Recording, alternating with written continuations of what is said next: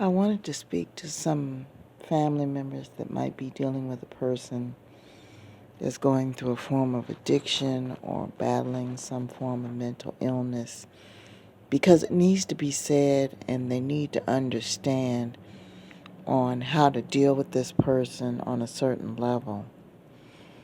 There are some of you that are family members associated with this person that do not want to fully accept that this person is going through this. Deep down, you do not want to accept that this person is going through this condition, dealing with this addiction. Deep down, you don't. And the reason why I say this is because, number one, you're not taking the time to educate yourself on this condition. You're not taking the time to research the condition. You're not researching the symptoms. You're not researching the characteristics of the condition, because if you did, you wouldn't have as much trouble that you're having right now trying to deal with this person. Because if you did, you would be able to handle things just a little bit better. And I'm not saying this to be mean, but sometimes being too close to a situation, and I've spoken on audios about that, clouds your judgment when dealing with people. I'm going to go ahead and tell you a story about another situation where somebody's too close and the people around them are trying to tell them to get external professional help in the matter, and they refuse. And it's a recipe for a disaster. It's a matter of time before something really bad is going to happen in their family. Know of a person that I'm associated with who has a sibling who is battling addiction. Okay? And I'm not talking about an isolated incident. Matter of fact, I know more than one person is going through this. They have a sibling that's battling addiction. They know that the sibling is battling their addiction, but they're not doing any research about addiction. They're not trying to understand the symptoms of addiction. So when they arise, instead of understanding that these behaviors and these actions are the result of the addiction, they misinterpret them as behavior characteristics, and they get attitudes, they get frustrated, they get depressed, they cry, they react to these actions and behaviors because they haven't done their research. They don't understand that they are the result of this person's addiction. Mistake number one.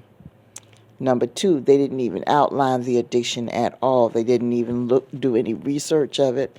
So when this person gets sick as a result of their addictive habits, when they get physically sick, this person thinks that it warrants a trip to the doctor, that it warrants a trip to the emergency room, when these are actually side effects of that person taking that substance on a consistent basis.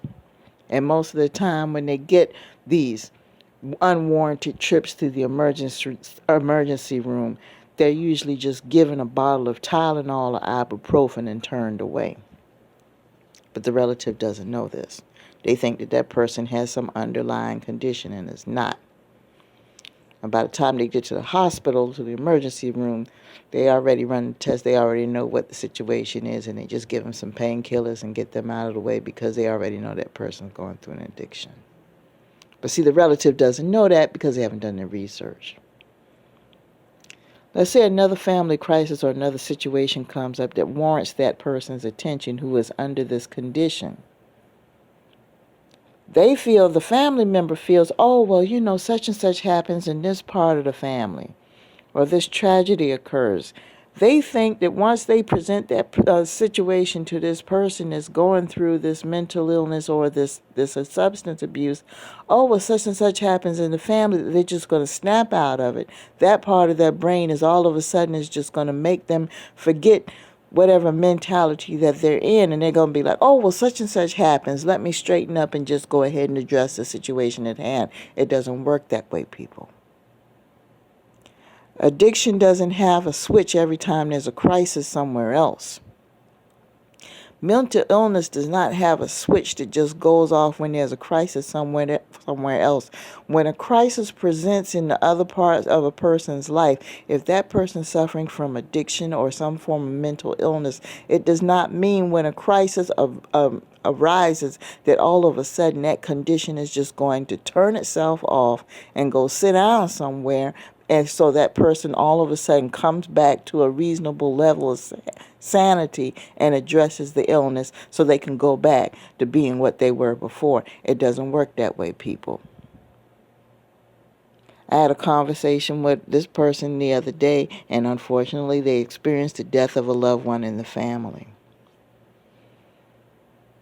And I was expressing my condolences and everything else. And then she was talking about how she had to reach out to other family members. And this one particular family member has battled addiction for years, and the family knows it. Of course, they never forced them to get any professional help or anything else. They basically just swept it by the wayside and figured, oh, well, he's out there, blah, blah, blah. Now, this is where the rubber has met the road. But the first thing that came out her mouth was, well, if I tell him that she died, maybe he'll straighten up. That's a huge misconception, people. It doesn't work that way with addiction. Okay? Stop thinking just because a crisis comes up with your family member who's suffering from a mental illness or an addiction, that all of a sudden their behaviors are going to stop. Because it's not. If anything, it might exacerbate the problem.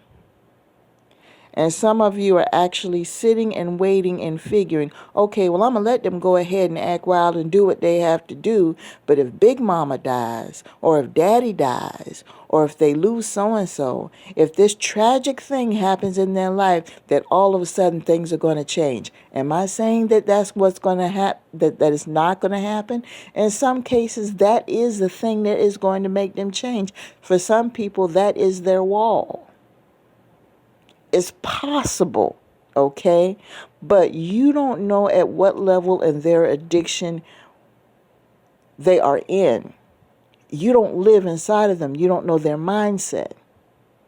I have known some people who have been addicted for years, but then once that tragedy occurs, it could be in the form of death or divorce or something like that, that they did get straightened up, okay? They did become clean. Or they did take a look at themselves and decide that they needed some additional help because they weren't functioning. Those things have happened. But to assume on a general basis that it's going to be the automatic solution in all cases, that's wrong. And when this lady said this, I said to myself, how do you know? And of course, I wasn't questioning at that time because she was going through enough having to deal with her bereavement. And I just instantaneously thought, I said to myself, lady, you think you got problems having to deal with the death. Now you're thinking that once the sibling comes back into the fold, that after you bury this person, that this sibling's going to straighten up. You're getting ready to set yourself up for another disappointment, possibly. Because your sibling may not straighten up. So don't assume, people, just because this person is going through this untreated condition, that all you have to do is just sit back and wait for a tragedy and assume that snap, everything is just going to disappear and they're going to be cured because that tragedy created this poof magic wand moment and that everything disappeared and that they're cured. Because that may or may not happen. That's a huge gamble. Be reasonable. If you see this person going through it, the best thing for you to do, first of all, is just be proactive and do your research and get someone who is a professional in that field to treat them. Playing this waiting game is very, very dangerous and is doing more harm than good. So with that being said, I'm going to go ahead and let you guys go. Have a great day.